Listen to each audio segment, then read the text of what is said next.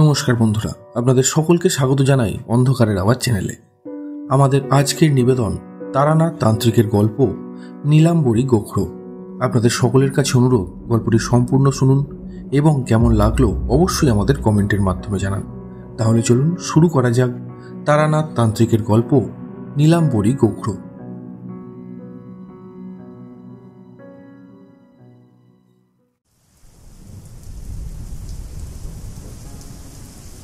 সকাল থেকে অল্প বিস্তর বৃষ্টি হয়ে যাওয়ায় মনটাও যেন কিরকম একটা উদাস হয়েছিল।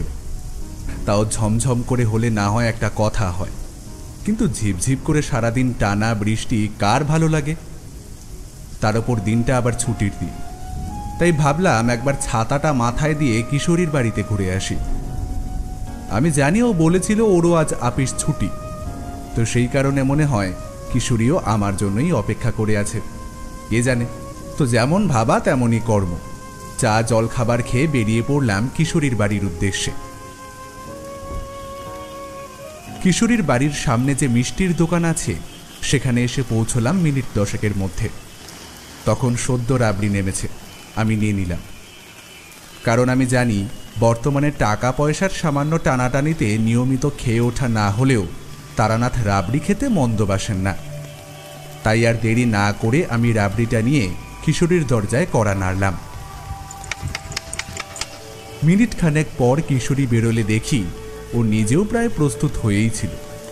সত্যি বলতে কি, খুব অসুবিধে না হলে ছুটির দিনগুলোতে তারানাথের কাছে গিয়ে ওর জীবনের নানান অদ্ভুত অলৌকিক অভিজ্ঞতাগুলো না শুনতে পারলে কেমন যেন ভালো লাগতো না। সে আমার হোক কি কিশোরী।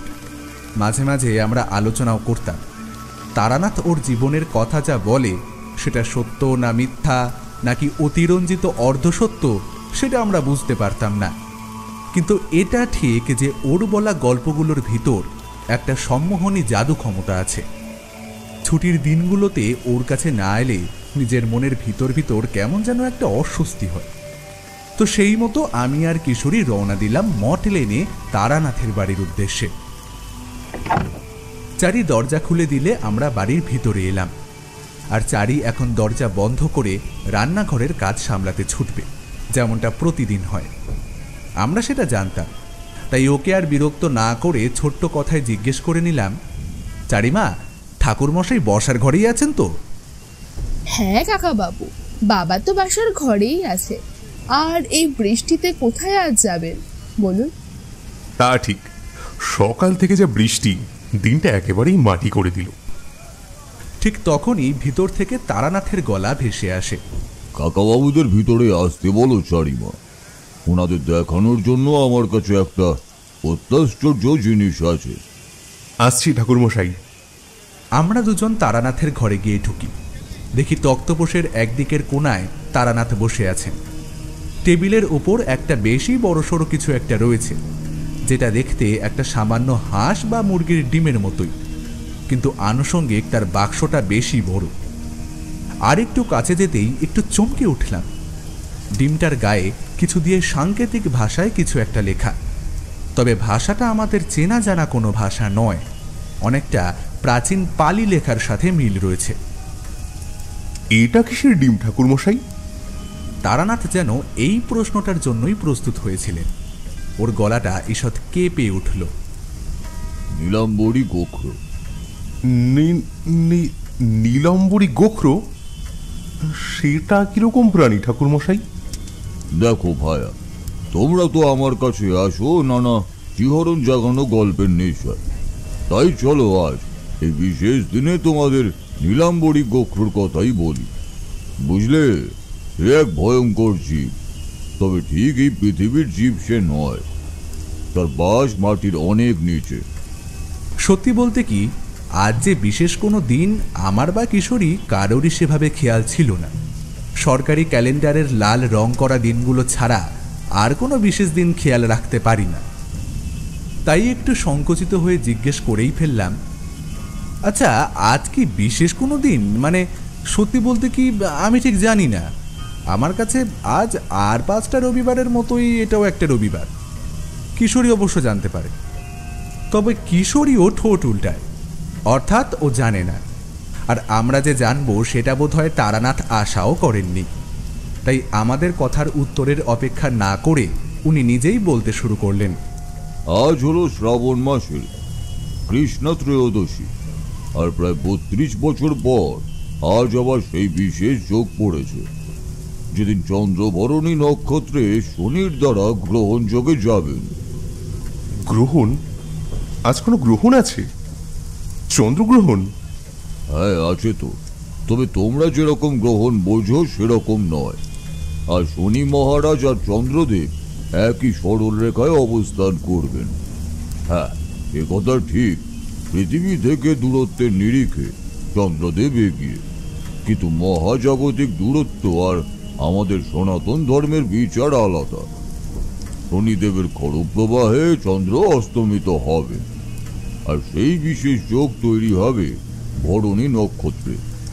আর এই বিশেষ যোগ যে কতটা ভয়ঙ্কর হতে পারে তার ফল আমি প্রত্যক্ষ করেছি রাজনারায়ণ চৌধুরীর ছেলেদের জীবন। ওনার পুরো পরিবার সম্পূর্ণ বিনষ্ট হয়ে যেতে বসেছিল এই কারণে।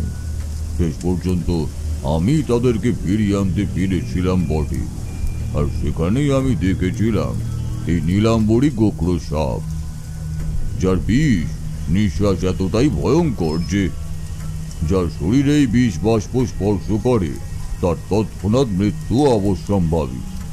ব্যাপারটা কিছু বুঝতে পারছিলাম না, তাই কিছুটা অবাক হয়ে জিজ্ঞেস করলাম, কোথায় ছিল এই নীলাম্বরী গোখরো? বুঝলে, তখন আমার কতই বা বয়স, বড় জোর 27 কি 28। সাধু সঙ্গ করেই জীবনটা কাটাবো এরকম একটা স্থির সিদ্ধান্ত মনে মনে করে ফেলেছি। যেখানে খবর পাই কোনো সাধু মহারাজ এসেছেন, আমি ঠিক খবর নিয়ে পৌঁছে যাই সেখানে। তারপর ওনাদের সেবা করে তুষ্ট করার চেষ্টা করি।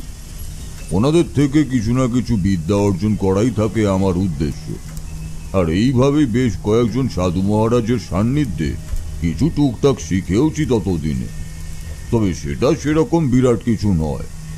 আসলে আমার বয়সের কারণে অনেক সাধুই আমাকে ওনাদের খেলা করতে রাজি হতেন না, ফিরিয়ে দিতেন। তো এইভাবেই চলছিল। হঠাৎ একদিন কোথা থেকে খবর পেলাম নারায়ণগড় জমিদার বাড়িতে একজন সিদ্ধ বাবাজি এসেছেন, যিনি ওই রাজবংশের কুলগুরু। উনি হিমালয়ে তপস্যা করেন, আর মাঝে মাঝে কোনো দৈব নির্দেশে উনি নেমে আসেন এই সমতলে। আর তখনই ওনার কোনো একজন শিষ্যর বাড়িতে আশ্রয় নেন।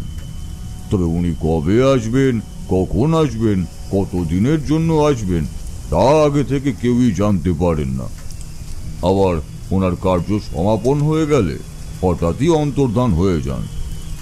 ওরে বাবা, সে তো বেশ বড় মাপের সাধু মহারাজ বলেই মনে হচ্ছে। তো আপনি গেলেন তার সাথে দেখা করতে? হ্যাঁ গেলাম। সত্যি বলতে কি আমার বড় স্বাদ হচ্ছিল সেই বাবাজি মহারাজকে চাক্ষুষ করার। তাই পরদিন ভোর ভোর উঠেই রওনা দেব ঠিক করলাম নারায়ণগড়ের উদ্দেশ্যে। বর্ধমান স্টেশন থেকে নেমে বাসে প্রায় 12 মাইল পথ কালিকাপুর, আজিমগঞ্জ লুপ ট্রেন ধরে আরো 2টো স্টেশন এগিয়ে যাওয়া যেত, কিন্তু তাতে সেরকম লাভ কিছু হতো না। ওই লাইনে ট্রেন পেলে ভালো, না পেলে সারাদিন বর্ধমান স্টেশনে বসে ট্রেনের অপেক্ষা করতে করতেই কেটে যাবে। তারপর বাস থেকে নেমে আরো 3 কিলোমিটার হাঁটা পথ। 2-একটা সই টানা ভ্যান গাড়ি আছে, তারা মালপত্র নিয়ে যায় আসে, তাতেই উঠে পড়তে হয়। তবে তাতে হ্যাপা অনেক, তাই আমি ঠিক করি হেঁটেই চলে যাব। যাই হোক, পরদিন ভোরে বেরোবো বলে একটু বেশি উত্তেজিত ছিলাম। 7-5 ভাবতে ভাবতে আমি কখন যে ঘুমিয়ে পড়ি তার খোঁজ নেই। আর ঠিক সেদিন রাতেই আমি একটা অদ্ভুত স্বপ্ন দেখলাম। স্বপ্ন?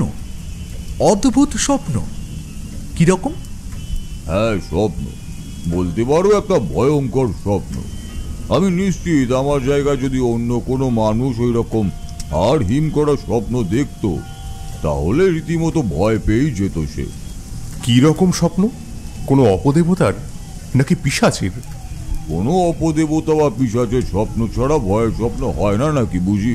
হ্যাঁ, তবে বলি শোনো, না, এই স্বপ্নে কোনো অপদেবতা বা পিশাচ ছিল না। ছিল একটা সাপ, গোখরো প্রজাতির। তবে আকৃতিতে সে বিশাল, একটা হাঁ করে। হ্যাঁ, গোখ্র প্রজাতির সাপ এমনিতেই বিশাল বড় বড়ই হয়। ওরা হাঁ করে আস্ত একটা ছুঁচো বা ইঁদুরকে গিলে নিতে পারে, সেই রকম কি? মাঝখানে কথা বলার জন্য দেখলাম তারানাথ একটু অসন্তুষ্ট হলেন।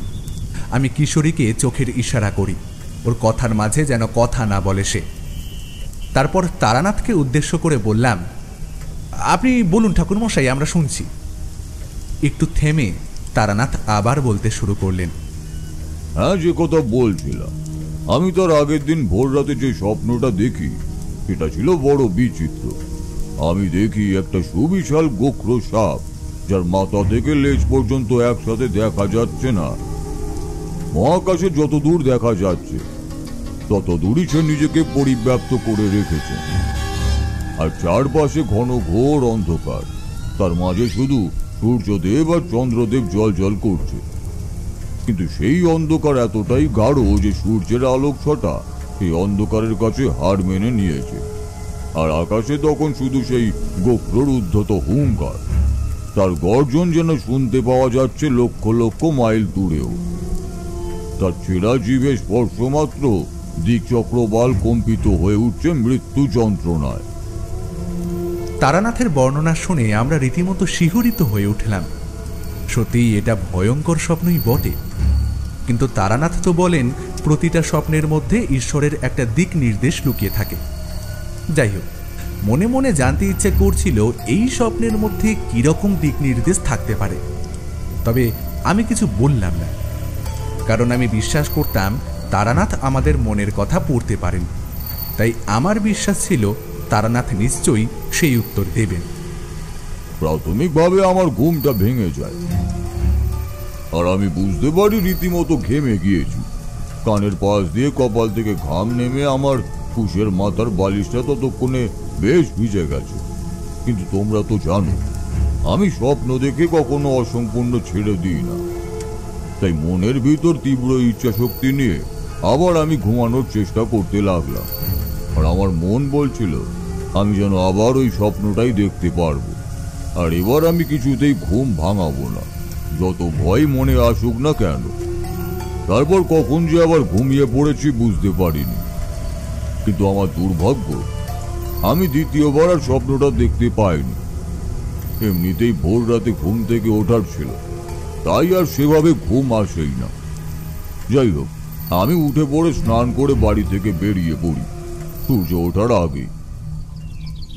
এখন বেরিয়েই সবকিছু ঠিক মতো গাড়ি পেলে নারায়ণগড় পৌঁছতে দুপুর গড়িয়ে বিকেল হয়ে যাবে। তারপর সেই বাবাজি কখন দর্শন দেবেন তার প্রতীক্ষা শুরু হবে। তবে এখনো পর্যন্ত যতটুকু সাধু সঙ্গ করার সুযোগ হয়েছে তাতে ঈশ্বর আমাকে নিরাশ করেননি কোনোদিনই। সেই আশায় বুক বেঁধে সেবারও বেরিয়ে পড়েছিলাম। সাধু সঙ্গ যদি হয় হবে ভালো, আর না হলে অন্তত একটু ঘোরা তো হবে।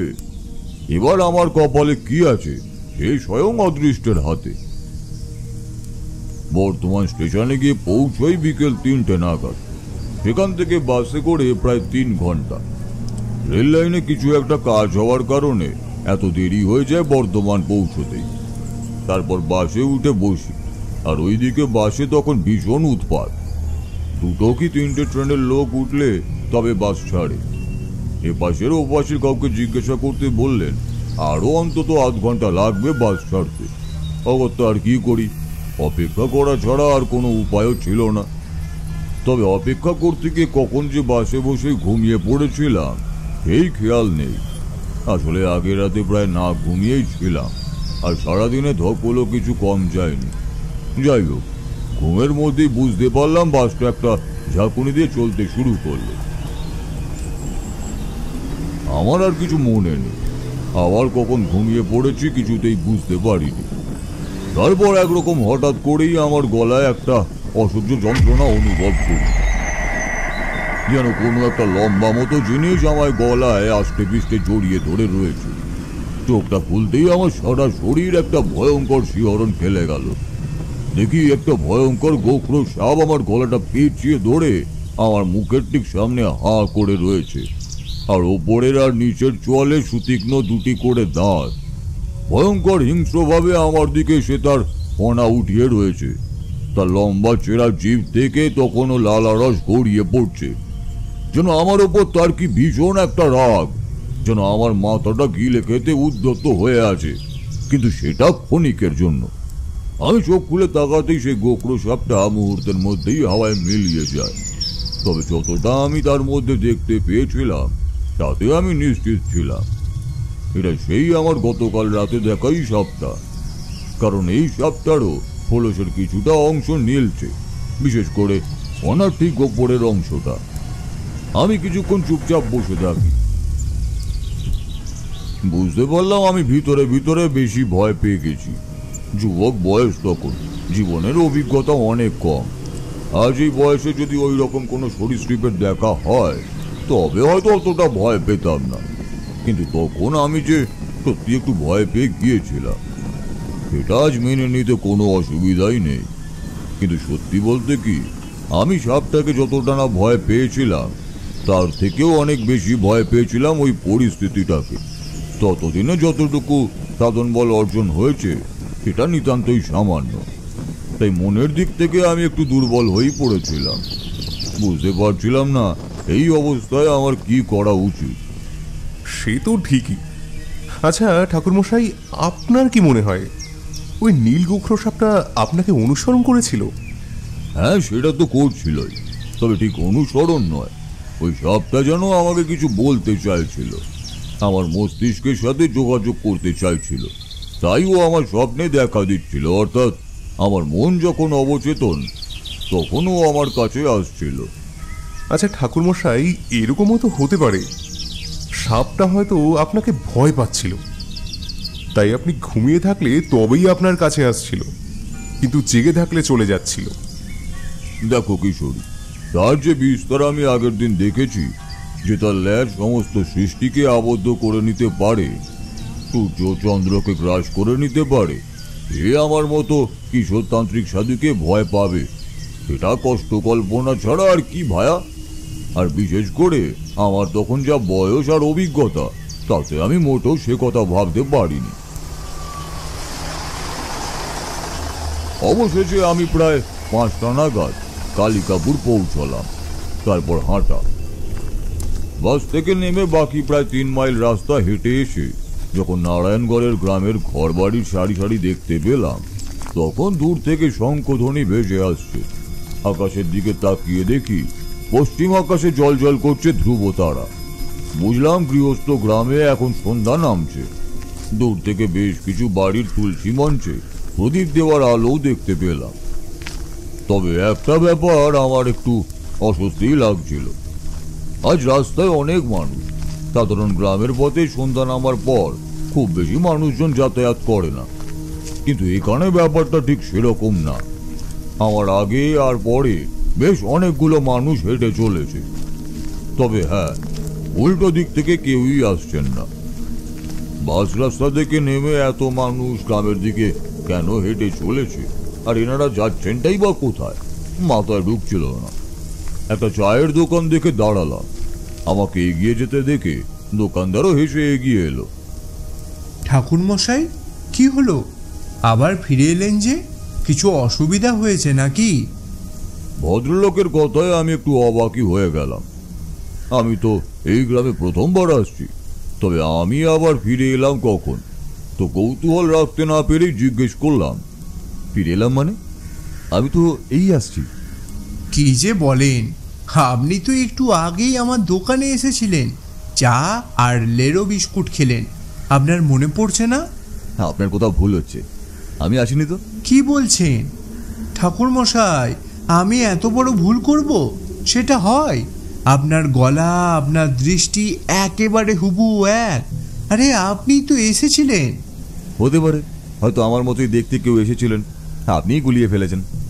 আচ্ছা, কি নেবেন বলুন? আমাকে একবার চা দেবেন, আর আর কিছু বিস্কুট হবে আপনার দোকানে? দোকানদার ভদ্রলোক সেই সন্দেহ ভরা দৃষ্টি নিয়েই তখনও তাকিয়েই ছিল। আমাকে বলল, একেবারে বলবেন কটা বিস্কুট খাবেন, আমি বারবার বের করতে পারবো না, এই আমি বলে দিলাম। আগে একটাই দিন। তবে মনে হচ্ছে আমার মতোই দেখতে যে ভদ্রলোক এখানে এসেছিলেন তিনি আপনাকে যথেষ্ট বিড়ম্বনায় ফেলে দিয়েছিলেন, কি তাই তো? জানেন ঠাকুরমশাই, আমি কখনোই সাধক ব্রাহ্মণদের ফেরাই না, কিন্তু তাই বলে ওই সাধু বাবা জানেন প্রায় 8টা বিস্কুট খেলেন। তা খান, ক্ষতি নেই, কিন্তু একেবারে তো বলবেন বলুন? একটা একটা করে আমাকে দিয়ে 8 বার বয়াম খোলা বিস্কুট দেওয়া করালেন, তবে কিছুতেই একসাথে 2টো বিস্কুট দিলেন না। আমি বলতে তার সে কি রাগ! বাবারে, আমি তো বেশ ভয় পেয়ে গিয়েছিলাম। সাধু সন্ত মানুষ, রেগে গিয়ে অভিশাপ টভিশাপ দিয়ে দিলেই তো বিপদ। তার থেকে বাবা আপন মনে খেয়ে বিদায় হলেই ভালো, কি বলেন? সে কথা তো ঠিকই। তারপর কি হলো? কিছু হয়নি, উনি একটার পর একটা বিস্কুট চেয়েই গেলেন, আর আমি দিয়েই গেলাম। তারপর উনি নিশ্চুপে চলে গেলেন দোকান থেকে। অবশ্য যাবার আগে আমাকে অনেক আশীর্বাদ করে গেছেন, কিন্তু বিশ্বাস করুন, আপনাকে না হুবহু সেই সাধু মহারাজের মতোই দেখতে। মুখে অল্প হাসি এনে আমি আলোচনাটা এড়িয়ে গেলাম। মুখে বললাম, এ তো ঠিকই, একই রকম দেখতে তো কত মানুষই থাকেন পৃথিবীতে। তবে দোকানদারের মুখ চোখ দেখে মনে হলো না উনি আমার কথা খুব একটা মেনে নিতে পারলেন বলে। অবাক চোখে আমার দিকে তখনও তাকিয়েই রইলেন। আচ্ছা দাদা, একটা কথা বলুন, এই তো এই এত এত মানুষ কোথায় যাচ্ছেন বলতে পারবেন? কোথায় এত মানুষ? এই তো এত এত মানুষ হেঁটে যাচ্ছে যে নারায়ণগড়ের দিকে। কখনো কখনো তো বেশ কয়েকজন দল বেঁধেও যাচ্ছেন। বলতে বলতে একটা মানুষের দল ঠিক দোকানটার সামনে দিয়েই যাচ্ছিল। আমি তাদের চেঁচিয়ে ডাকতে গেলে দোকানদার খপ করে আমার হাতটা ধরে ফেলে। আপনি দেখতে পাচ্ছেন কাউকে হেঁটে যেতে? আমি লোকটার কথা শুনে বেশ বিরক্তই হলাম। বললাম, দেখতে পাচ্ছি মানে কি? এই তো দস্তুর মতো সামনে দিয়ে হেঁটে হেঁটে সব যাচ্ছে নারায়ণগড়ের দিকে। দেখলাম দোকানদার ভদ্রলোকের চোখে মুখে বেশ ভয় ফুটে উঠল। আপনি সত্যি বলুন, আপনি ওদের দেখতে পাচ্ছেন? খামোখা মিথ্যে বলবো কেন বলুন তো? এই তো আপনি দেখুন না, নিজেই দেখতে পাবেন। আর তাছাড়া কি ব্যাপার বলুন তো? আমার মনে হচ্ছে কিছু একটা ব্যাপার আপনি জানেন, কিন্তু বলছেন না। না না, আমি কিছু জানি না, আমি কিছু জানি না। আপনি যান, আপনি যান। তবে আপনি আমার দোকানে এসেছেন বলে আপনাকে সতর্ক করে দিই, ওদের সঙ্গে কখনো কথা বলতে যাবেন না। ওনারা কেউ মানে বুঝতে পারছেন তো? আমি এতক্ষণ এটা বুঝতে পেরেছিলাম ব্যাপারটা খুব একটা স্বাভাবিক নয়। ওই দোকানদার ভদ্রলোক খুব সম্ভবত ওই পথচারী মানুষগুলোকে চাক্ষুষ করতে পারছেন না, তাই আমার কথায় অবিশ্বাস করছিলেন। আর আমি দেখতে পাচ্ছি বলাতে উনি এতটা ভয় পেয়ে গেছেন। সে যাই হোক, আমি আর ওনাকে বেশি বিড়ম্বনায় না ফেলে বেরিয়ে এলাম দোকান ঘরের ঝুপড়িটা থেকে। আর আমাকে বের হতে দেখে দেখলাম লোকটাও একটু স্বস্তি পেল আর দোকানের ঝাপটা বন্ধ করে দিতে থাকলো। বুঝলাম ভদ্রলোক ভীষণই ভয় পেয়েছেন। আমি আবার হাঁটা শুরু করলাম। নারায়ণগড় গ্রামটা দেখা যাচ্ছে ততক্ষণ। বড় জোর আর 8 মাইল রাস্তা। পেটে একটু জল পড়তে আমিও খুব ভালো মনেই ছিলাম। আর একটু পরেই আমি পৌঁছে যাব আমার গন্তব্যে। তুমি এখানে কেন এসেছো তারানাথ? পিছন থেকে একটা ভয়ঙ্কর ভারী গলার শব্দ পেয়ে প্রায় চমকে গেলাম। এই গলা তো আমার নাম ধরেই ডাকছেন। আমি চমকে পিছন ফিরে তাকাতে যেতেই, ভুল করেও পেছনে ফিরে তাকাবে না, আমাকে দেখার চেষ্টা করবে না তুমি। আমি ওনার হুঁশিয়ারি শুনে বেশ চমকেই যাই, কিন্তু সত্যি বলতে কি ওনার কণ্ঠে এমনই একটা জাদু ছিল যে আমি সত্যি আর পিছন ফিরে তাকাতে সাহস করলাম না, বরং বেশ ভয়ে ভয়ে উত্তর করলাম, আসলে নারায়ণগড় জমিদার বাড়িতে একজন বাবাজি এসেছেন শুনেছি। আমি ওনার সাথেই দেখা করার ইচ্ছায় এসেছি। কিন্তু আপনি কে, আর আপনি কি আমাকে চেনেন? আমি রাধানাথ ব্রহ্মচারী, আর তোমাকে আমি চিনি কিনা সেটা বড় কথা নয়, কিন্তু তুমি আমাকে চেনার চেষ্টাটুকু করো না। আর সব থেকে বড় কথা, এই মৃতের ভিড়ে তুমি হেঁটে যাচ্ছ দেখে বুঝতে পারলাম যোগবল তোমারও কিছু আছে, আর সেটা তুমি নিজের চেষ্টায় অর্জন করেছো সেটাও বুঝতে পারছি। কারণ না হলে তুমি এই রাস্তা দিয়ে চলতে পারতে না। মৃতের ভিড়? ঠিকই শুনেছ, মৃতের ভিড়, বলতে পারো মৃতের স্রোত। এই যে তোমার আগে পরে হেঁটে চলেছে সবাই, এরা সকলই মৃত, অশরীরী, যাদের মাঝে তুমি একমাত্র জীবিত মানুষ। আচ্ছা, এই কারণে কি ওই দোকানদার ভদ্রলোক ওনাদের দেখতে পাচ্ছিলেন না, আর ওনাদের কথা শুনে এত ভয় পেলেন? হ্যাঁ, তুমি ঠিকই আন্দাজ করেছ, কিন্তু তুমি যেহেতু সেই মৃতের ভিড়কে দেখতে পাচ্ছ, তাতে এটাও প্রমাণ হয় যে তোমার ভিতর অল্প বিস্তর তন্ত্র সাধনার গুণ আরোপিত রয়েছে। কিন্তু সেটা তোমার গুরুর আশীর্বাদেই হোক আর তোমার পূর্বজন্মের প্রারব্ধই হোক। আমি সেই আশীর্বাদ লাভের উদ্দেশ্যেই নানা সাধুসঙ্গ করে বেড়াই, আর এবার এখানে এসেছিও সেই রকমই একটা উদ্দেশ্যে। আচ্ছা, একটা কথা বলো তো, তুমি কি ওই জমিদার বাড়িতে যাবে বলে মনস্থ করেই এসেছো, নাকি তুমি অন্য কোথাও যাবার সুযোগ পেলে যাবে? দেখুন, আমি বিশ্বাস করি প্রকৃতিতে যা কিছু ঘটে সবই পূর্ব নির্ধারিত, তাই আমার ইচ্ছা অনিচ্ছার মূল্য কিছুই নেই।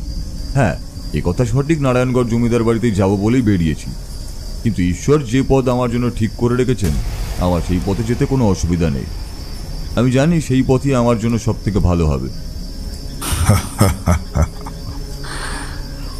পিশাচদের যজ্ঞ দেখবে? পিশাচদের যজ্ঞ? আমি এর আগে দুজন পিশাচসিদ্ধ সাধু বাবার সাথে বেশ কিছুদিন থেকেছি, তখন আমি পিশাচ সাধনা সামনে থেকে প্রত্যক্ষও করেছি। আরে বাবা, সেটা তো মানুষের করা সাধনা, যাতে পিশাচদের বশ করা হয়। আমি সে কথা বলিনি, আমি বলছি পিশাচদের করা যজ্ঞ। দেখেছ? পিশাচদের করা যজ্ঞ? কথাটা ভেবেই বুকটা কেঁপে উঠল। বললাম, পিশাচরাও যজ্ঞ করে? কিন্তু কেন? সে এক অত্যন্ত গুপ্ত বিদ্যা। যখন কোনো তান্ত্রিক মহারাজ পিশাচ সাধনায় নিজেকে অনেক দূর এগিয়ে নিয়ে গিয়েও শেষমেশ ব্যর্থ হয়, এই যেমন ধরো সঠিক সম্মোহনের অভাবে অবাধ্য পিশাচটির হাতে তার প্রভুতান্ত্রিকের প্রাণনাশ হলো, তখন সেও পিশাচ যোগ প্রাপ্ত হয়, আর তারপর সে ফিরে আসে তার আগের সাধনার জায়গায়, আর সম্পূর্ণ করতে চায় তার অসম্পূর্ণ কাজ। তবে এই কাজ ভীষণ কঠিন, বুঝলে তারানাথ? এই কাজ ভীষণই কঠিন। কিন্তু তখন তার অভীষ্ট কি থাকে? অভীষ্ট সেটাই থাকে যেটা ভেবে সে সাধনা শুরু করেছিল, আর তার সাথে অনেক বেশি করে যেটা সংযুক্ত হয় সেটা হলো মুক্তির আকুলতা। আবার কেউ কেউ যে পিশাচ তাকে হত্যা করেছিল তার উপর প্রতিশোধ স্পৃহা থেকে যজ্ঞ সম্পূর্ণ করতে চায়। নানা জনের নানা অভীষ্ট, যেটা যার সাধনার পথ সে তাতেই স্থির থাকে। তবে অভীষ্ট ভিন্ন হলেও পদ্ধতি প্রায় একই। তবে জীবিত মানুষরা সে যোগ্য পদ্ধতি চাক্ষুষ করতে পারে না। আচ্ছা, এই সাধনা কি তন্ত্রসিদ্ধ? সিদ্ধ? সিদ্ধির প্রশ্ন তো তারই আসে যার মনে যাবতীয় কামনা বাসনা সে জয় করতে পেরেছে। আর সেটা যদি পারতই, তবে কি সাধনা সম্পূর্ণ করার আগে তাকে মরতে হতো? তাই এই সাধনা কখনোই সিদ্ধতন্ত্র নয়। বৈদিক কোনো শাস্ত্রে এর কোনো বিহিত নেই। এটা পিশাচদের নিজস্ব বিদ্যা। পাতালের বন্দী পিশাচরাই এর সাধনা করে, নিজ নিজ মনোবাঞ্ছা চরিতার্থ করতে থাকে। তবে এরা কি চান? এদের চাহিদা বহুমুখী। সব রকম ভোগ বস্তু এরা সহজেই পেতে পারে। এদের অর্জিত যোগ বলে। তাই এরা সেটাই কামনা করে যেটা ওরা নিজেরা অর্জন করতে পারে না। আর ওই যে বললাম, এদের মধ্যে দু একজন মুক্তি লাভের আশায় করে। আমি কিছুই বুঝতে পারছি না, আমাকে একটু বিস্তারিত বলুন। দেখো, তার জন্য তোমাকে আজ যেতে হবে আমার সাথে নারায়ণগড়ের শ্মশানে। যেখানে আজ আছে এই রকম এক পিশাচের যজ্ঞের আয়োজন। তুমি যাবে দেখতে? সেখানে গেলে তুমি নিজেই সব বুঝতে পারবে। তবে হ্যাঁ, খুব সাবধানে যেতে হবে। যজ্ঞের নিয়ম অনুসারে কোনো জীবিত মানুষ সেখানে প্রবেশ করতে পারবে না। তাহলে তোমাকে খুব সাবধানে যেতে হবে, যাতে তারা ঘুণাক্ষরেও বুঝতে না পারে। তবে এই কথা ঠিক যে সেখানে তুমি এমন কিছু দৃশ্য প্রত্যক্ষ করবে যা হয়তো জীবনে আর কোনোদিনও করতে পারবে না। এবার মনস্থির করে বলো, তুমি যেতে রাজি আছো কিনা? হ্যাঁ, আমি যাব। কিন্তু মাথায় রেখো, একবার সেই শ্মশানে প্রবেশ করার পর ফিরে আসতে চাইলেও তুমি সেটা পারবে না। আগামীকাল ভোরের আগে সেখান থেকে বের হওয়া অসম্ভব। চেষ্টা করলে ফলস্বরূপ মৃত্যু কিন্তু নিশ্চিত। আপনি আমার সাথে থাকবেন তো? তাহলে আর ভয় কি? নিশ্চয়ই। তাহলে চলো, আমরা এবার রওনা দিই শ্মশানের দিকে। হ্যাঁ, তবে চলুন। আমরা নারায়ণগড় গ্রামকে বাম পাশে ছেড়ে এগিয়ে গেলাম সামনের দিকে। তখনও পর্যন্ত রাধানাথ ব্রহ্মচারীকে আমি চোখে দেখিনি, তবে ওনার কণ্ঠস্বর আর নিঃশ্বাসের শব্দ থেকে বুঝতে পারছিলাম উনি ঠিক আমার পিছন পিছনই আসছেন। আমরা এইভাবে প্রায় আরো 8 মাইল পথ এগিয়ে গেলাম। এদিকে আবার বাড়িঘর খুব কম। একটু পরেই একটা বেশ বড় দিঘি পড়ল রাস্তার ঠিক পাশেই। কি সুন্দর কাঁচের মতো ঝকঝকে সেই জল। আমি আমার পথপ্রদর্শক রাধানাথ ব্রহ্মচারীর থেকে অনুমতি নিয়ে সেই দিঘির জলে মুখ হাত ধুয়ে কিছুটা খেয়েও নিলাম। বেশ সুমিষ্ট জল। আসলে সকাল থেকে পথে পথে ঘুরছিলাম তো, তাই খুবই জল তেষ্টা পেয়েছিল। জলটা খেয়ে মন আর শরীরটা একটু জিরোলো। জানি না সামনে আমার জন্য কত বিপদ অপেক্ষা করে আছে, কিন্তু এই সাময়িক স্বস্তিটা আমার ভালোই লাগছিল। তাই জিজ্ঞেস করলাম, আর কত দূর পর? এই তো এসে গেছে। এই দিঘিটার ওপারেই নারায়ণগড়ের শ্মশান। চলো, একটু পা চালিয়ে চলো, এখনই পৌঁছে যাব। আমি আচ্ছা বলে আবার পথ চলতে থাকি। তবে সারাদিনের খাটাখাটনির পর এই ঠান্ডা সুমিষ্ট জল পান করে আমি বেশ তন্দ্রাচ্ছন্ন হয়ে পড়ছিলাম। আর যেন হাত পাগুলো কেমন যেন জড়তা গ্রাস করে নিচ্ছিল, শিথিল হয়ে পড়ছিল। সে কথা ওনাকে জানাতেই উনি বললেন, সেটাই স্বাভাবিক তারানাথ। এটা তোমার ক্লান্তি নয়, পিশাচদের তৈরি সুরক্ষা বলয়, যাতে কোনো শরীরী জীব ওইখানে পৌঁছতে না পারে। তাই ওই বলয় ওরা করে রাখে। দাঁড়াও, তুমি কি জানো কেমন হয় এই সুরক্ষা বলয়? আমি মাথা নাড়লাম। না তো, জানি না। বেশ, আমি তোমাকে অন্তর্দৃষ্টি দিচ্ছি, দেখো, তুমি নিজেই দেখতে পাবে। কথাটা বলেই উনি আমার ডান দিকের কাঁধে একবার ওনার ডান হাতের তর্জনীর অগ্রভাগ দিয়ে স্পর্শ করে বিড়বিড় করে কিছু মন্ত্রপাঠ করলেন। আর ওনার স্পর্শ পেয়ে আমার সারা শরীরে একটা শিহরণ খেলে গেল। যেন মনে হলো একটা বিদ্যুতের প্রবাহ খেলে গেল আমার সারা শরীরে। আর তারপরই চোখ খুলতে আমি চোখের সামনে যা দেখলাম তাতে আমার চক্ষু চড়কগার। ঝিলের শেষ দিক থেকে একটা বিরাট উজ্জ্বল নীল গোলক পুরো জায়গাটাকে ঢেকে রেখেছে। আর আমরা তখন সেই নীল বলয়ের ভিতর সবে প্রবেশ করতে শুরু করেছি। অর্থাৎ এটাই সেই সুরক্ষা বলয়। আর এটার প্রভাবেই আমার এই এতটা ক্লান্তি বোধ হচ্ছে। আমি জিজ্ঞেস করলাম, তবে এখন উপায়? আমি যে আর হাঁটতে পারছি না। জবাব এলো তৎক্ষণাৎ, নিজের মনের বিশ্বাসকে স্থির করো, আর যতটা সম্ভব হয় ধীরে ধীরে পায়ে চলো। আমি না জিজ্ঞাসা করে পারলাম না। ধীর পায়ে? একদম ধীর পায়ে। এটাই মায়া। যদি কেউ আগে থেকে আভাস পেয়েও যায় এই সুরক্ষা মায়া বলয়, তবে সে নিশ্চিতভাবেই চাইবে যত দ্রুত সম্ভব এটা পার করে যাওয়ার, আর ততই সেই মায়ায় জড়িয়ে পড়বে। কিন্তু ধীর পায়ে গেলে বিপদের সম্ভাবনা অনেকটাই কম। আমার সেই অবস্থায় বিশেষ প্রশ্ন করার মতো মানসিকতা ছিল না। আসলে পিশাচদের করা যোগ্য ব্যাপারটা আমি ঠিক বুঝতে পারছিলাম না, তাই আমার চোখের সামনে যা যা ঘটছিল সব চুপচাপই দেখছিলাম আর মেনেও নিচ্ছিলাম। তবে হ্যাঁ, আমি এটা দেখেছি, আমার আগে পরে যে মানুষের মতো অবয়বগুলো হেঁটে আসছিল তারা অবলীলায় সেই নীল বলয় ভেদ করে ভিতরে প্রবেশ করে যাচ্ছিল।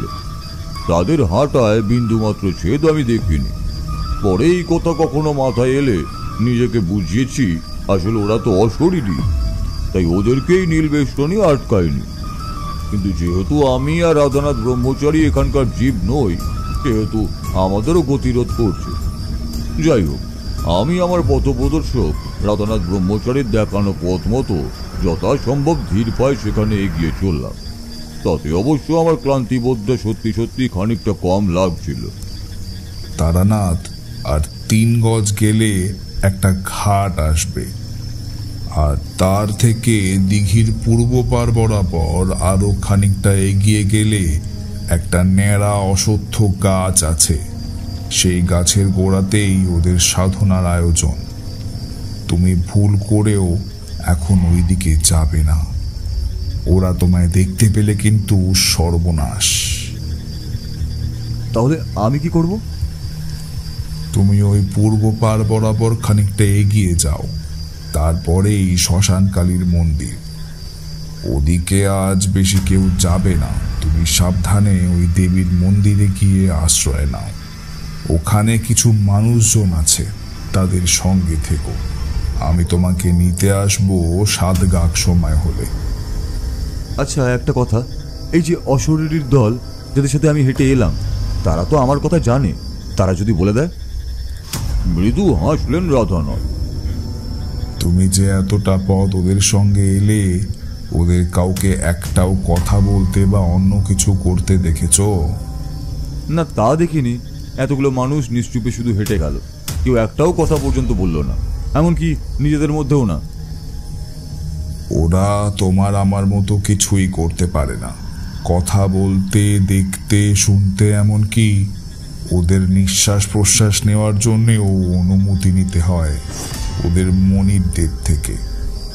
আসলে ওরা বন্দী হয়ে পড়ে আছে বছরের পর বছর, শতাব্দীর পর শতাব্দী।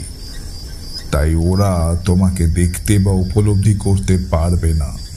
তুমি নির্ভয়ে যাও, আর শ্মশানকালীর মন্দিরেই থাকবে কিন্তু। আর আপনি?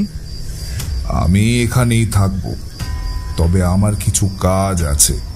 আমি ঠিক সময়ে তোমার কাছে পৌঁছে যাব।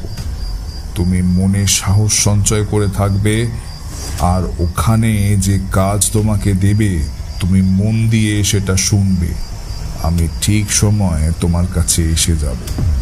এই বলে রাধানাথ ব্রহ্মচারী কোথায় যেন চলে গেলেন। আপাতত আমার লক্ষ্য শ্মশানকালী মন্দির পর্যন্ত পৌঁছানো, তারপর সেখানে ওনার পরবর্তী নির্দেশ আসা পর্যন্ত অপেক্ষা করা। তাই ধীরে ধীরে আমি সেই দিকেই এগিয়ে গেলাম। কিন্তু শ্মশানকালী মন্দিরে পৌঁছে আমি যা দেখলাম, তাতে আমার মেরুদণ্ড বেয়ে একটা শীতল স্রোত বয়ে গেল। কি দেখলেন? বলছি বাবু, বলছি। এখন 2 দণ্ড জিরোতে দাও দেখি, একটা সিগারেট দাও তো। সত্যি বলতে কি, আমাদের আর তর সইছিল না, খুব অধৈর্য লাগছিল। তারপর কি হলো তা জানার জন্য কিশোরী একটা পাসিং শো বের করে তারানাথের হাতে দিল। সে বেশ আয়েশ করে সেটা টানতে থাকে।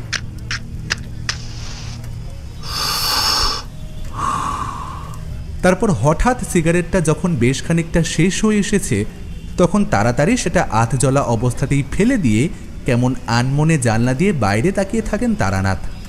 ও ঠাকুর মশাই, কি হলো? আপনার কি শরীর খারাপ করছে? ঠাকুর মশাই, ও ঠাকুর মশাই। না, আমি ঠিক আছে। তারপর কি হলো বলবেন না? শ্মশানকালী মন্দিরে পৌঁছে কি দেখলেন?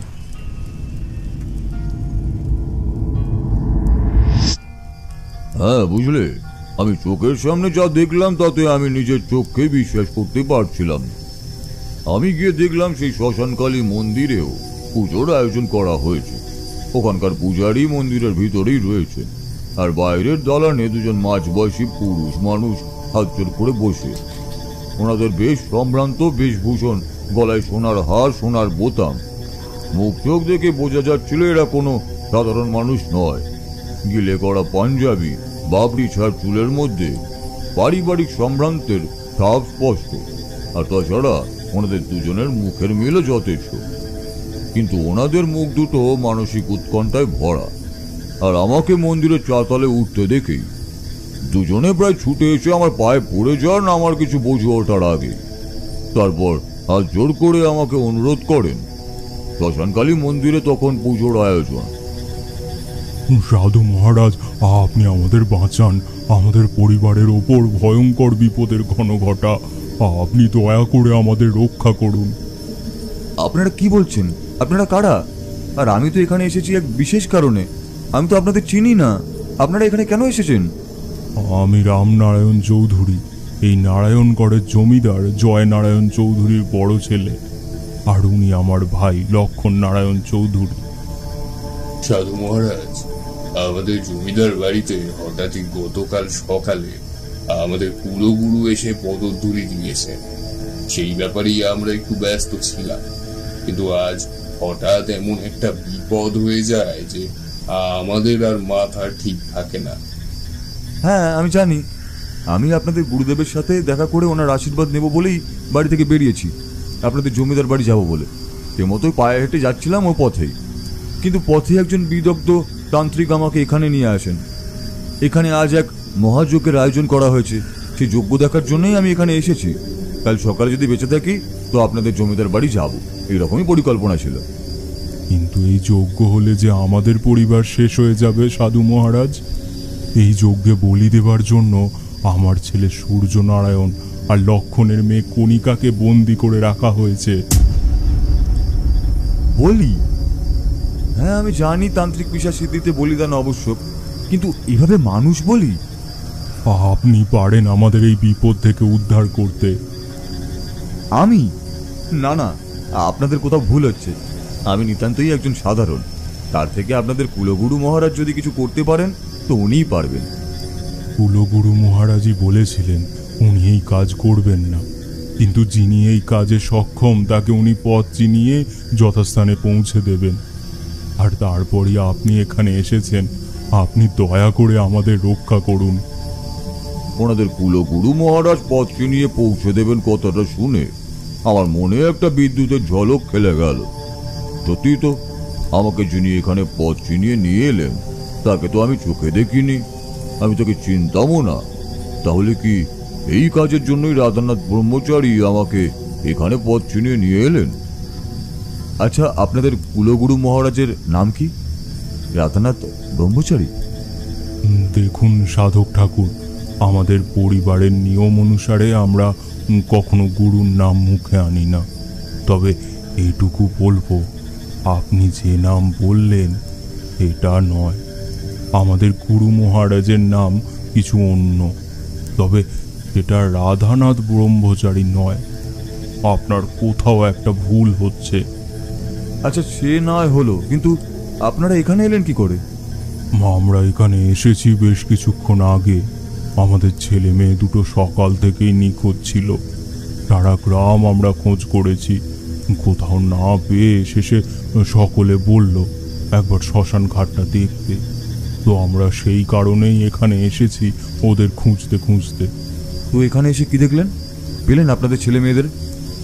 দেখতে পেয়েছি, তবে ওদের মুক্ত করতে পারিনি। কেন? কক্রপাশ। প্রণাম নেবেন পূজারী ঠাকুর। আমি ঠিক বুঝতে পারলাম না আপনার কথার তাৎপর্য। এখানে আজ ওরা মোট 5টা বলি দেবে, সেই রকমই দেয় প্রতিবার। ওরা? ওরা মানে কারা? এ প্রশ্নের উত্তর তুমি জানো তারানাথ। আমি জানি রাধানাথ তোমায় বলেছে। এখন সেই একই আলোচনা করে সময় নষ্ট বই কিছু হবে না। আর কক্রপাশটি কি জিনিস সেটাও তুমি জানো, তাই না? এই হলো সেই বিষাক্ত নীল গোখরোর পাশ, যা দিয়ে এই বিশেষ মুহূর্তে সে সমস্ত সৃষ্টিকে গ্রাস করতে পারে। তার ব্যাপ্তি কতটা তা তুমি জানো তারানাথ? নীল গোখরো বলতে আমার আর বুঝতে বাকি রইল না। সেই নীল গোখরো যাকে আমি গতকাল রাতে স্বপ্নে দেখেছি, আর আজ বাসে আসার সময় যখন তন্দ্রাচ্ছন্ন হয়ে পড়েছিলাম, তখনও সেই গোখরো আমার স্বপ্নে এসেছিল। এখন আমার কাছে ব্যাপারটা পরিষ্কার। এই নীল গোখরোর ব্যাপারে এই পরমেশ্বর আমাকে পূর্বাভাস দিয়েছিলেন। তার মানে এই পুরো ব্যাপারটাই ঈশ্বরের পূর্ব নির্ধারিত। কি ভাবছো তারানাথ? আমি বুঝতে পেরেছি পূজারী ঠাকুর। এই নীল গোখরো সাপকে আমি স্বপ্নেও দেখেছি। এর বিষাক্ত নিঃশ্বাস সমগ্র চরাচরকে গ্রাস করে নিতে পারে। এ দৃশ্য আমি প্রত্যক্ষ করেছি, কিন্তু আমার স্বপ্ন মাঝপথে ভেঙে যায়। তাই সম্পূর্ণটা আমি দেখতে পাইনি। আসলে ভয় পেয়ে গিয়েছিলাম। আমি জানি পরমেশ্বর নিশ্চয়ই এই গোখরো সাপের প্রতিরোধ আমাকে জানাতেন, কিন্তু আমার ঘুমটা ঠিক তখনই ভেঙে যায়।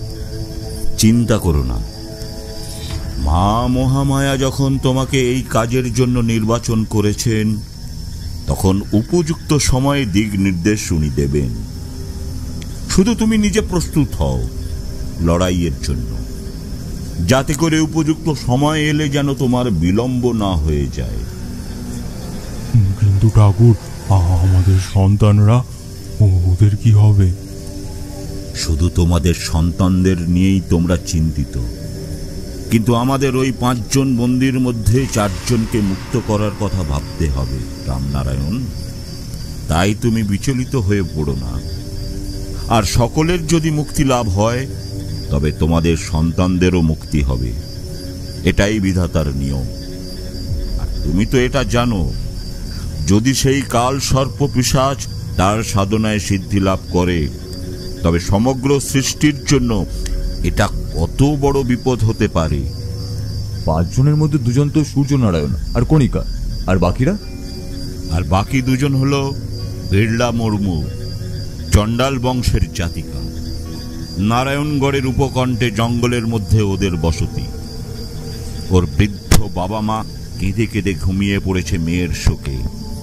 আর 2য় জন শ্যামা, 8 বছর বয়স, অত্যন্ত সুলক্ষণা ব্রাহ্মণ ঘরের কিশোরী। পূজারী ঠাকুর, শ্যামা?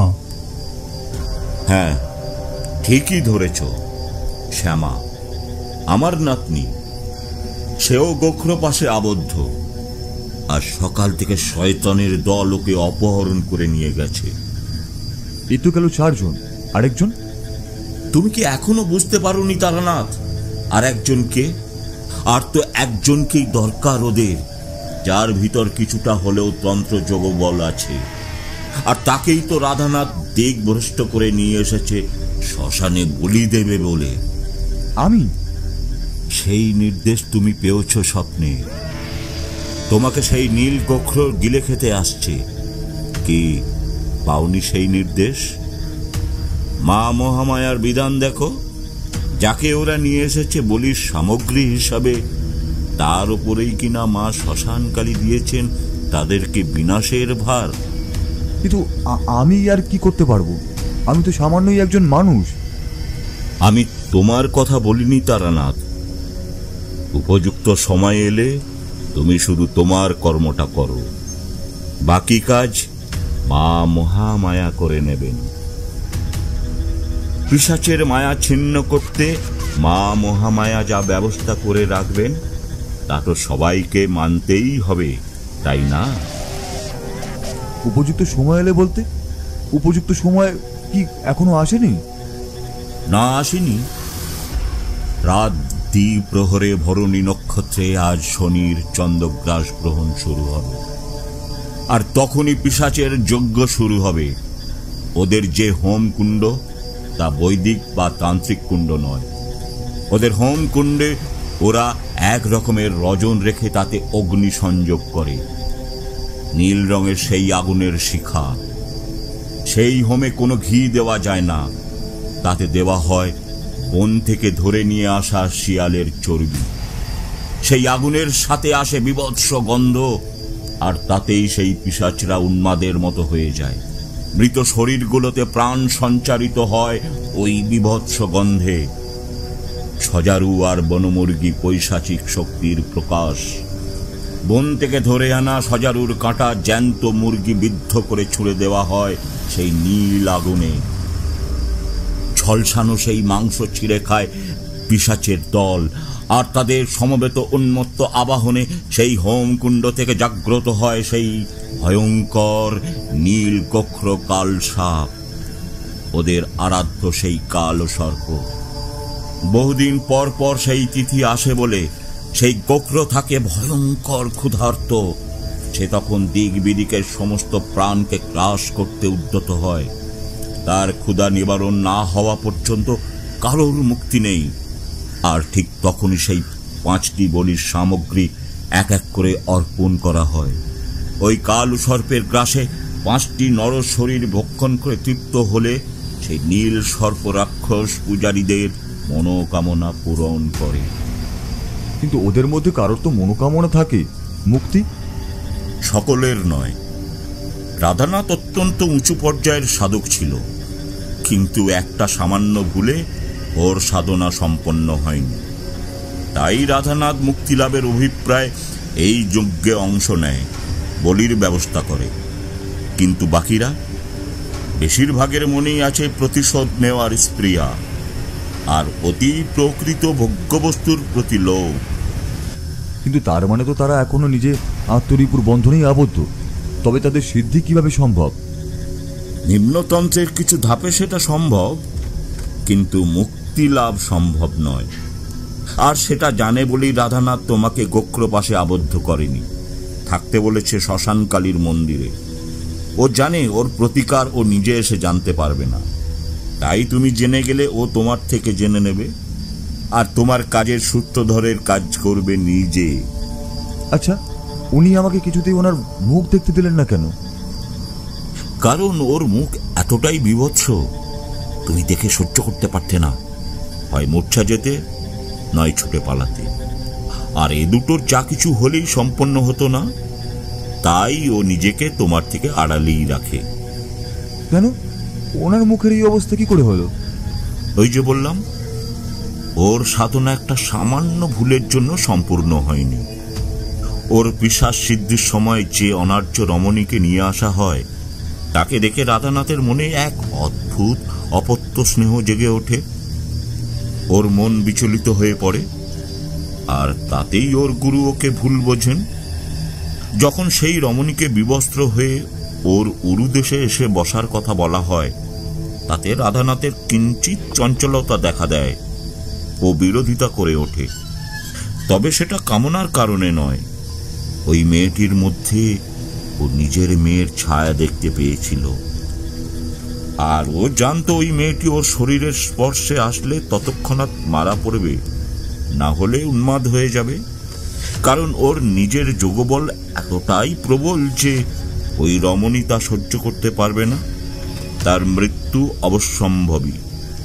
তাই ওর গুরুর নির্দেশ অমান্য করে চিতা থেকে উঠে পড়ে, আর গুরুর অভিশাপে প্রেতজনি প্রাপ্ত হয়। কিন্তু স্বয়ং ঈশ্বর জানেন ওর সাধনায় কোনো ত্রুটি ছিল না, কিন্তু তন্ত্রের নিয়মে ওকে এই শাস্তি ভোগ করতে হয়।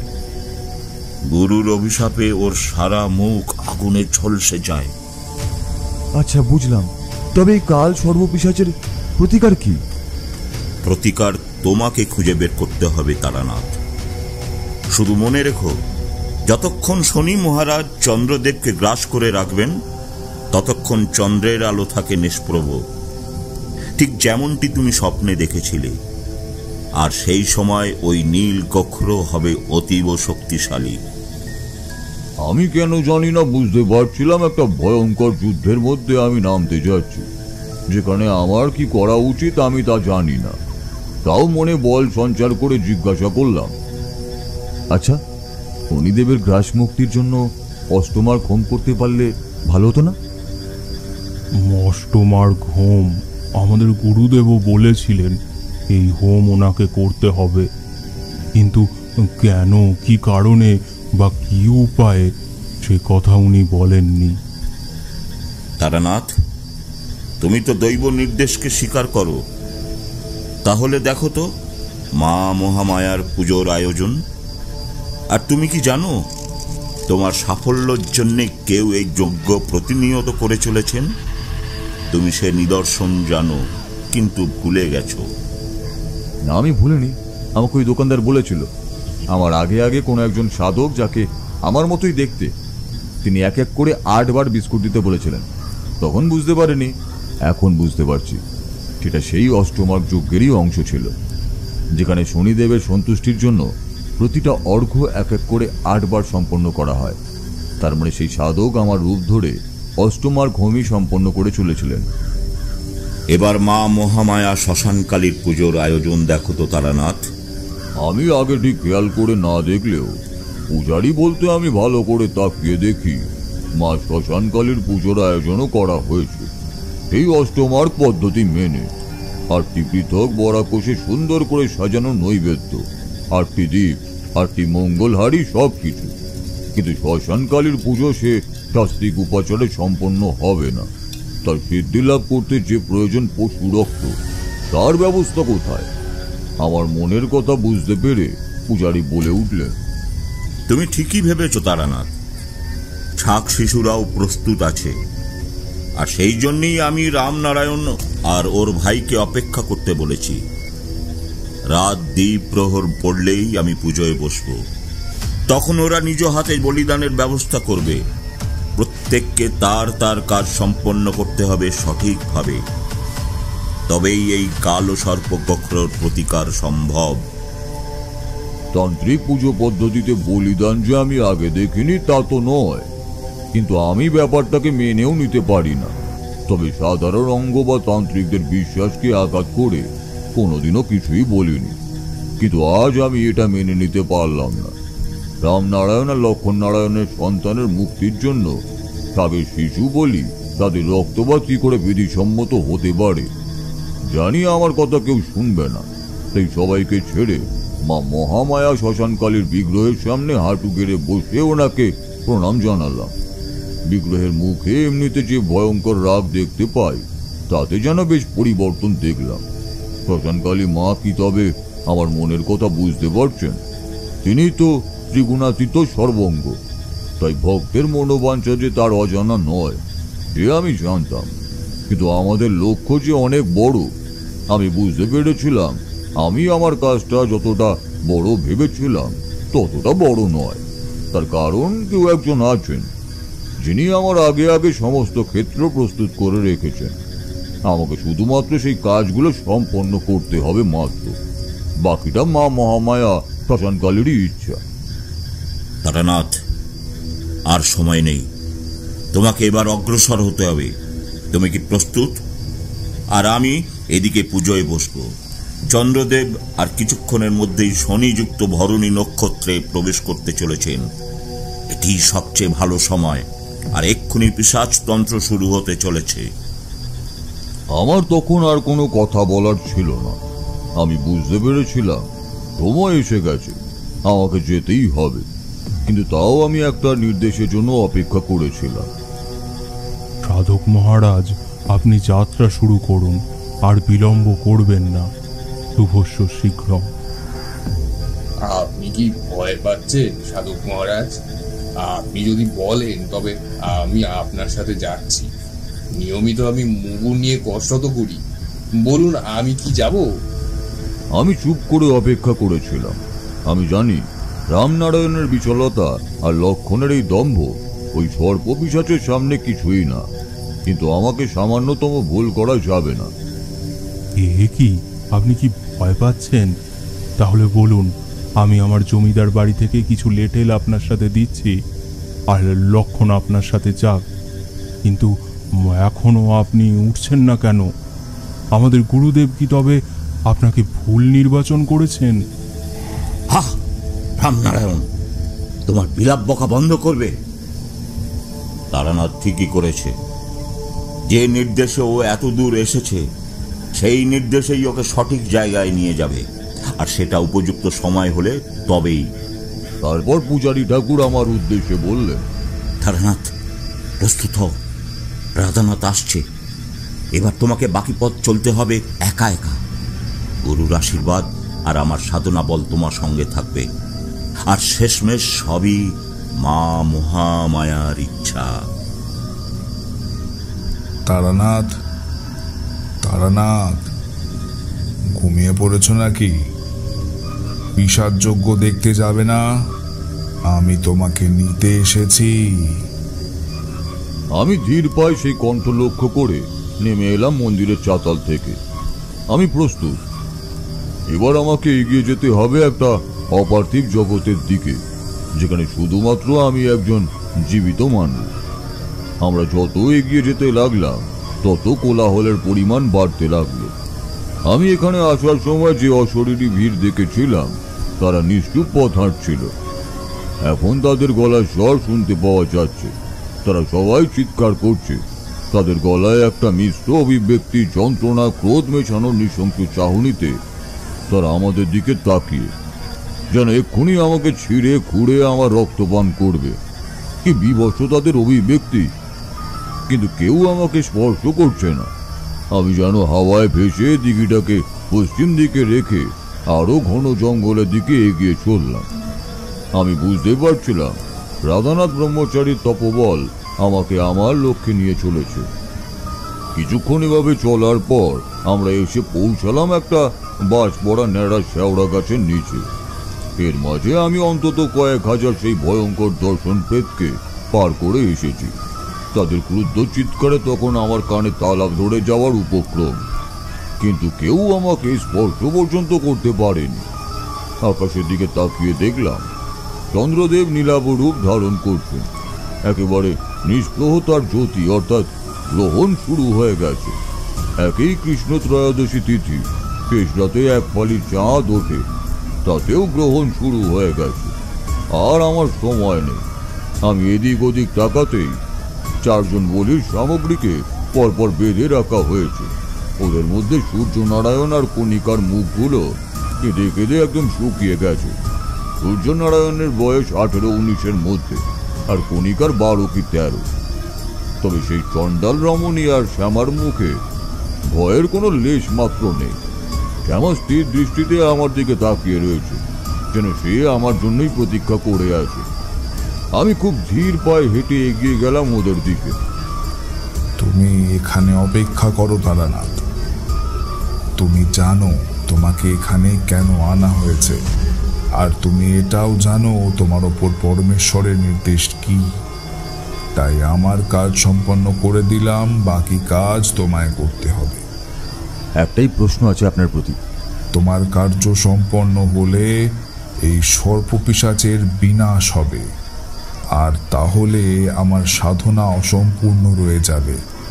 এটা জেনেও আমি তোমাকে কেন এখানে আনলাম, তাই তো? হ্যাঁ, ঠিক তাই। তোমার প্রতি যেমন পরমেশ্বরের কিছু নির্দেশ আছে, ঠিক সেই রকমই কিছু নির্দেশ যে আমার প্রতিও নেই, তা তুমি জানলে কি করে তারানাথ? আমি বুঝতে পারলাম খুব ভুল করে ফেলেছি, তাই তখনই নিজের ভুল শুধরে নিয়ে বললাম, আমাকে ক্ষমা করবেন, আমি আসলে বুঝতে পারিনি। তোমার সাথে আমার আরো একবার দেখা হবে তারানাথ, তখন এ বিষয় নিয়ে আলোচনা করব। এখন এর উপযুক্ত সময় নয়। তুমি প্রস্তুত হও। কথাটা বলার পর রাধানাথ বিদায় নিলেন, আর সাথে সাথেই একটা বিকট গন্ধ এসে আমাদের চারপাশ থেকে ঘিরে ধরল। কাঁচা মাংস পোড়ানোর গন্ধ, গা গুলিয়ে উঠল। সকাল থেকে ভাগ্যিস কিছু পেটে ছিল না, থাকলে তখনই বমি হয়ে যেত। কাছেই কোথাও এদের হোম শুরু হয়েছে, যাতে বুনো শিয়ালের চর্বি দেওয়া হয়। আগুন জ্বালাতে তারই গন্ধ। আমি ছুটে এগিয়ে গেলাম সেই দিকে। চিৎকার কোলাহলের মধ্যেই শুনতে পেলাম সেই পৈশাচিক মন্ত্র উচ্চারণ। কিন্তু এ কি? এ তো শয়তানের মন্ত্র। এই মন্ত্র তো শাস্ত্র বিরুদ্ধ। বৈদিক বা তান্ত্রিক কোনো সিদ্ধাই এই মন্ত্রের মান্যতা দেন না। এই মন্ত্রে পাতালের পিশাচ জাগ্রত হয়ে ওঠে, আর সে জেগে উঠলে সমগ্র সৃষ্টিকে গ্রাস করতে পারে। সে ক্ষমতা তার আছে। কিন্তু আর একটু কাছে যেতেই আমি চমকে উঠি মন্ত্র উচ্চারণের কণ্ঠটা শুনে। এ তো রাধানাথ ব্রহ্মচারীর কণ্ঠ। তার মানে এই রাধানাথই এই পিশাচ যজ্ঞের হোতা, আর পরমেশ্বরের এই নির্দেশের কথাই উনি বলেছিলেন। কালসর্প পিশাচকে আহ্বান করে পাতাল লোক থেকে জাগ্রত করেছেন উনি, তারই বিনাশের জন্য। কয়েক মুহূর্তের মধ্যেই জায়গাটা কালো স্যাঁতস্যাঁতে একটা ধোঁয়ায় আচ্ছন্ন হয়ে যায়। আর সেটা একটু কাটতেই আমার চোখের সামনে যেটা দেখি সেটা নিজেই বিশ্বাস করতে পারছিলাম না। সেই বিরাট কাল সর্প, ফোনার উপর একটা গাঢ় নীল বর্ণ, ভয়ঙ্কর তার বিস্তার, বিভৎস ক্রোধ তার চোখে, এই প্রতিঘ্ন দাঁত আর চটচটে লালা ঝরা চেরা জিভ, ঠিক যেমনটা আমি স্বপ্নে দেখেছিলাম। আমি তার সামনে নিতান্ত ক্ষুদ্র, সেই ভয়ঙ্কর সরীসৃপের হিস হিসানোর শব্দে চারিদিক ব্যস্ত হয়ে ওঠে। কালো নিঃশ্বাস বাষ্পে আকাশ বাতাস পরিতপ্ত হয়ে উঠতে থাকে। এই অবস্থায় আমার কি করণীয়? ভয়ঙ্কর আক্রোশে সেই সর্প মহারাজ আমাকে তার বজ্র আটুনিতে আমাকে ক্রমে ঘিরে ফেলতে থাকে। আচ্ছা ঠাকুরমশাই, একটা ব্যাপার বলুন তো, এই কাল সর্প পিশাচ তো শক্তিতে ভীষণ, তাই তার সাথে লড়াই করতে তো কোনো দৈব শক্তির প্রয়োজন ছিল, তাই না? আপনি তবে কেন কোনো দৈব শক্তির আবাহন করলেন না? একদমই তাই, তাই তো আমি সেটাই করলাম। কোনো উপায়ন্তর না দেখে বলতে পারো নিজের মনের দাবিতেই আহ্বান করে বসলাম পক্ষীরাজ গরুর দেবকে। বৈনতেও গরুর দেবী রামায়ণকালে লক্ষণকে ইন্দ্রজিতের নাগপাশ থেকে মুক্ত করেছিলেন। আমি গরুর দেবের আবাহন করা মাত্রই আকাশ ব্যাপ্ত করে প্রকাশিত হলো দুই প্রকাণ্ড ডানা, আর জগৎপালক শ্রী নারায়ণের বাহন শ্রী গরুর দেব প্রকটিত হতেই নাগপাশ ধীরে ধীরে শিথিল হয়ে পড়তে থাকে। সেই মহাস্পর্শ আক্রোশে চিৎকার করতে থাকে, সে তখন ক্রমশ শক্তিহীন হয়ে পড়ছে, আর তার অনুগামী ভক্ত অশরীরীদের মধ্যে ছড়িয়ে পড়ছে আতঙ্ক। ওরা বুঝতে পারছে ওদের প্রভুর অন্ধকার জাদু, শিথিল হয়ে আসছে নাগপাশের ক্ষমতা। সূর্যনারায়ণ আর কণিকা তখন ধীরে ধীরে হাত পা নাড়তে পারছে। ওরা ঘুমিয়ে পড়েছিল। নাগপাশ শিথিল হতে ওরাও জেগে ওঠে, কিন্তু শ্যামা, তার ভিতরে কোনো চাঞ্চল্য নেই। সে মেয়েটির বয়স মাত্র 8, অথচ কি ভীষণ প্রশান্তি তার চোখে মুখে। কোনো উদ্বিগ্নতা নেই, কোনো আশঙ্কার লেশ মাত্র নেই। কাল সর্বপিশাচের কাছে তখন সব কিছু পরিষ্কার। আমাকে আবদ্ধ না করে ওখানে থাকতে দেওয়া থেকেই ও বুঝতে পারে রাধানাথ ব্রহ্মচারীর পরিকল্পনা কি। তাই সবার প্রথম ওর আক্রোশ গিয়ে পড়ে রাধানাথের ওপর। ক্রোধে হুঙ্কার করতে থাকে ও। নাগপাশ ছিন্ন হয়ে গেলে গরুর দেব অন্তর্হিত হয়ে যান, আর তখনই আবার পৈশাচিক নিষিদ্ধ তন্ত্রের জোরে কাল সর্পকে সক্রিয় করে তুলতে সচেষ্ট হয়ে পড়ে ওর হাজার হাজার অনুগামী অশরীরী। এই সুযোগ, এর মধ্যেই আমাকে ওকে শেষ করতেই হবে, না হলে যদি সে আবার পুনঃসঞ্জীবিত হয়ে যেতে পারে তবে সে সৃষ্টিকে বিনাশ করে দেবে।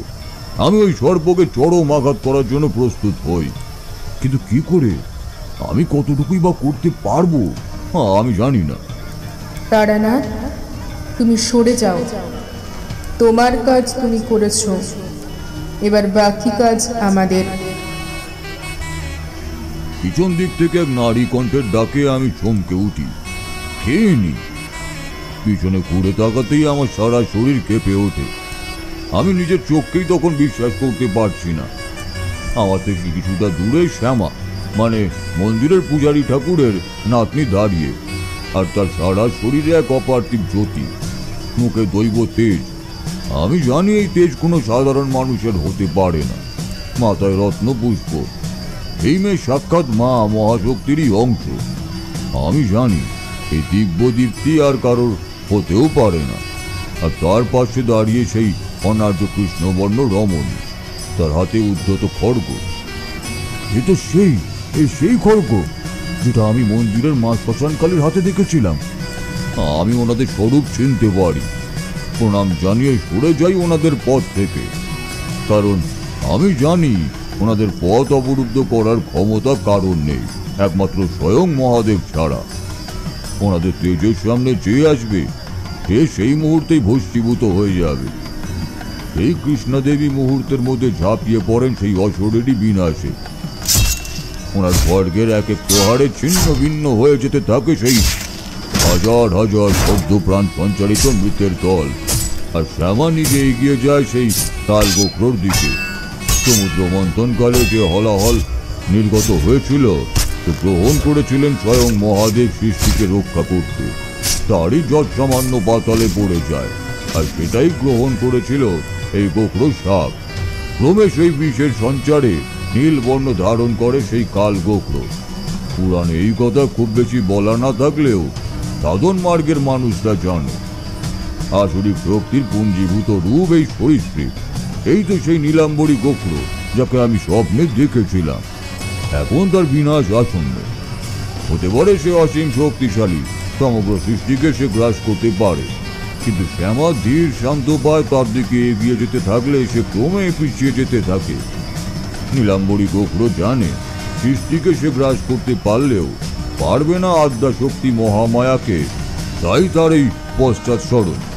ততক্ষণেও বুঝে গেছে ওর মৃত্যু আসন্ন। ক্রমে শ্যামার মুখের তেজ ওর সারা শরীরে ছড়িয়ে পড়ে। একটা অসীম আলোক পুঞ্জের মতো ও ধীর পায়ে এগিয়ে যেতে থাকে। ওর হাতে তখন দৈব ত্রিশূল। একটা প্রকাণ্ড বিস্ফোরণের শব্দে কেঁপে ওঠে চারিদিক। নীলাম্বরী গোখরো শরীর ছিন্ন ভিন্ন হয়ে ছড়িয়ে পড়ে সব দিকে। অবশেষে সেই মহাপিশাচের অন্ত হয় শ্যামার হাতেই। শ্যামাই সেই মহাশক্তি যার থেকেই সমগ্র সৃষ্টির জন্ম, সৃষ্টির আধার স্বরূপা। বিস্ফোরণের তীব্রতা একটু কমলে আমি ছুটে যাই শ্যামার কাছে। সে তখন মাটিতে পড়ে। তাকে প্রণাম জানিয়ে কোলে তুলে নি। তার এই মানবী শরীরের বয়স তো মাত্র 8, আমার সন্তান সম। আর তার উপর দিয়েও ধকল তো কিছু কম যায়নি। তাই তাকে নিয়ে আমি দ্রুত সেই স্থান থেকে বের হয়ে আসতে চাই। আকাশের দিকে তাকিয়ে দেখি দিন চন্দ্রদেব আবার উজ্জ্বল হয়ে আলো দিচ্ছেন, অর্থাৎ শনিদেবের গ্রহণযোগ কেটে গেছে। নিশ্চিতভাবে মন্দিরের পূজারী ঠাকুরের করা অষ্টমার্গ সাধনা সম্পন্ন হয়েছে, তাই শনিদেব তুষ্ট হয়েছেন। তবেই মহাকার্য সম্পন্ন করা গেছে। সূর্যনারায়ণ আর কণিকা আগেই সেই জঙ্গল থেকে বের হয়ে গেছে। সেই কৃষ্ণা রমণী বিড়লা আর শ্যামাকে নিয়ে আমি মন্দির অভিমুখে যাত্রা করি। এই পরিবেশটা কেমন অস্বস্তিকর বোধ হচ্ছিল। চারিদিকে শরীরের খণ্ডিত অংশ পড়ে আছে, অস্থি টুকরো ছড়ানো, আর চাপ চাপ রক্ত। আর নীলাম্বরী গোখরোর শরীর থেকে বের হওয়া বিষ বাষ্পের জমাট বাঁধা ধোয়ার কুণ্ডলী, আর সেই জঘন্য মাংস পোড়া গন্ধ। তারানাথ, তুমি মন্দিরের দিকে এগিয়ে যাও। আমি আর কৃষ্ণা এখন যাব না, আমাদের এখানে কিছু কাজ আছে। কিন্তু মা, আপনারা এই শ্মশানে এত রাত্রে? তুমি মন্দিরে যাও তারানাথ। আমি ওনার স্বরূপ যেহেতু আগে দেখেছি, তাই আর অবাক হলাম না। আর বিনা বাক্য ব্যয় ওনাদের ওই শ্মশানে ছেড়ে মন্দির অভিমুখে এগিয়ে যাই। কেন জানি না আমার মনে হচ্ছিল এটাও বোধহয় ওনার কোনো লীলারই অংশ। অবশেষে মন্দিরে পৌঁছে চাতালেই আমি শুয়ে পড়ি। ভেবেছিলাম হয়তো পূজারী ঠাকুর বা রামনারায়ণ বা লক্ষ্মণ নারায়ণ কেউ থাকবেন, কিন্তু কাউকেই কোথাও দেখতে পেলাম না। সারাদিনের শারীরিক ক্লান্তিতে কখন যে ঘুমিয়ে পড়েছিলাম সে খেয়াল নেই। ওই চাতালেই শুয়ে ঘুমিয়ে পড়ি।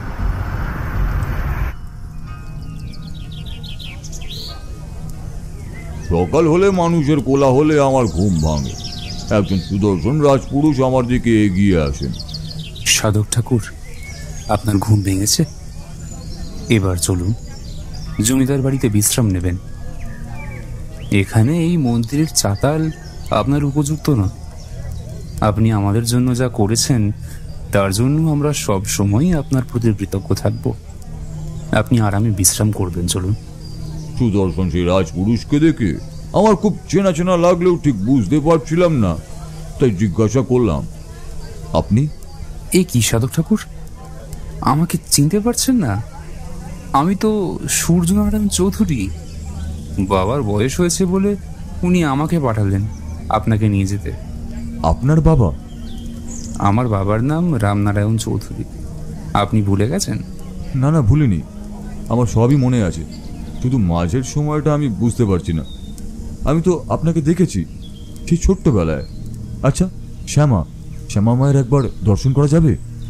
এই মন্দিরের পূজারী ঠাকুরের নাতনি, উনি কোথায়? হ্যাঁ, শ্যামা এখন এই শ্মশানকালী মন্দিরের পুজোর দায়িত্ব সামলায়। পূজারী ঠাকুরের মারা যাওয়ার পর থেকে ওই সব দেখে। দাঁড়ান, আমি ওকে ডাকছি। শ্যামা, এই শ্যামা, কোথায় গেলি? এদিকে একবার আয় তো। আয় আয় আয়, এই দেখ সাধক ঠাকুর তোকে ডাকছে, আয়। এই এসে একটু ওনার পায়ে ধুলো নিয়ে যা, আয়। আমি শিউরে উঠি ওনার কথায়। এ কি বলছেন মুনি? এদিকে সূর্যনারায়ণের হাক ডাক শুনে একজন বছর 30-এর মহিলা বেরিয়ে আছেন মন্দিরের গর্ভগৃহ থেকে। সেই দৈব তেজ তার সর্বাঙ্গে, সেই অপার্থিব স্নিগ্ধতা তার চাহনিতে। আমি তৎক্ষণাৎ উঠে ওনাকে ষষ্ঠাঙ্গে প্রণাম করতে গেলে শ্যামা ছুটে এসে আমাকে ধরে ফেলে। সূর্যনারায়ণ তখন আমাকে সমাদরে বাড়িতে নিয়ে যাবেন বলে প্রস্তুতিতেই ব্যস্ত। মা, এ আপনার কি লীলা? আপনি তো নিজেই। চুপ করো তারানাথ। তোমার মনে আছে রাধানাথ তোমাকে বলেছিল তোমার অর্জিত যোগ বলে তুমি এমন অনেক কিছু দেখতে পাও, উপলব্ধি করো, যা সাধারণ মানুষ পারে না। তাই সূর্যনারায়ণ বা ওর বাবাও আমার স্বরূপ চিনতে পারেনি। ওরা জানে তুমি সব করেছ। ওরা তোমাকে ওদের পরিত্রাতা হিসেবে সম্মান করে। কিন্তু মা, রাতারাতি? রাতারাতি নয়, তুমি নিজেই রাধানাথ ব্রহ্মচারীর দেখানো পথে পৌঁছেছিলে অতীতে। আজ তুমি আবার ফিরে এসেছো বর্তমানে। আর সেই সর্পপিশাচ? তার নিধন হয়েছে ঠিকই, কিন্তু তার পিশাচ বিদ্যার কিন্তু অন্ত হয়নি। তন্ত্রবীজ কেন্দ্র আমি এক গোলাকার গ্রন্থিতে আবদ্ধ করেছি, আর তা বৈদিক রক্ষমন্ত্র দিয়ে বেঁধে রেখেছি। আমি চাই এটা তোমার কাছে তুমি রাখো, কারণ কোনো অসুরিক শক্তির হাতে ওই গ্রন্থি পড়লে তা আবার খারাপ কাজে ব্যবহার হবে। তুমি বুঝতে পারছো তো তারানাথ? আমি বুঝতে পেরেছি। আর মা, আপনি? আমার কথা শোনার পর শ্যামা আবার একটু হাসে, তারপর ধীর পায়ে হেঁটে মন্দিরে ঢুকে যায়। আর আমার চোখের সামনে মা শ্মশানকালীর বিগ্রহের মধ্যে সমাহিত হয়ে যান। আর আমি শুধু তাকিয়ে থাকি সেই দিকে, বাকরুদ্ধ হয়ে। আর এরপর আমি আর জমিদারের বাড়ি ফিরে যাইনি। মায়ের দেওয়া সেই শক্তি গ্রন্থি নিয়ে ফিরে আসি। আর সেই থেকে এই গ্রন্থি আমার কাছেই আছে। শুধু প্রতি শ্রাবণী কৃষ্ণ ত্রয়োদশীতে এই গ্রন্থি পুজোর আসন থেকে বের করে পরিষ্কার করে পুনঃপ্রতিষ্ঠা করি। আজ তোমরা এলে বলে তোমাদের দেখাতে পারলাম। খেয়াল করে দেখলাম তারানাথের মুখ চোখে এক স্বর্গীয় তৃপ্তি। হয়তো ঘটনাটা বহুদিন আগের, কিন্তু তার প্রতিটা মুহূর্ত ওনার মনে আজও প্রাণবন্ত হয়ে জেগে। আর সত্যিই তো, এই স্মৃতি কি ভোলা যায়? দেখলাম বাইরে বৃষ্টিটা একটু ধরেছে, আর তারানাথ জানলা দিয়ে উদাস মনে তাকিয়ে আছে। ওর দৃষ্টি ঘোলা, আর মুখে এক অনাবিল হাসি। বুঝতে পারলাম তারানাথ এখন আবার ফিরে গেছেন সেই নারায়ণগড়ের শ্মশানকালীর মন্দিরে। কে জানে আজও শ্যামার কোনো নির্দেশ অপেক্ষা করে আছে কিনা ওনার জন্য। আমি আর কিশোরী বেরিয়ে পড়লাম। হেঁটে বাড়ি ফিরতে হবে, বেলা যে গড়িয়ে গেল। তাই আমরা জোরে পা চালাই।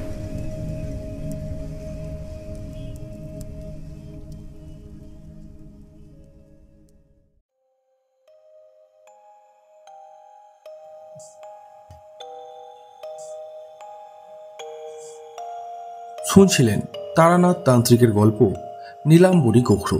গল্পটি কেমন লাগলো অবশ্যই আমাদের কমেন্টের মাধ্যমে জানান।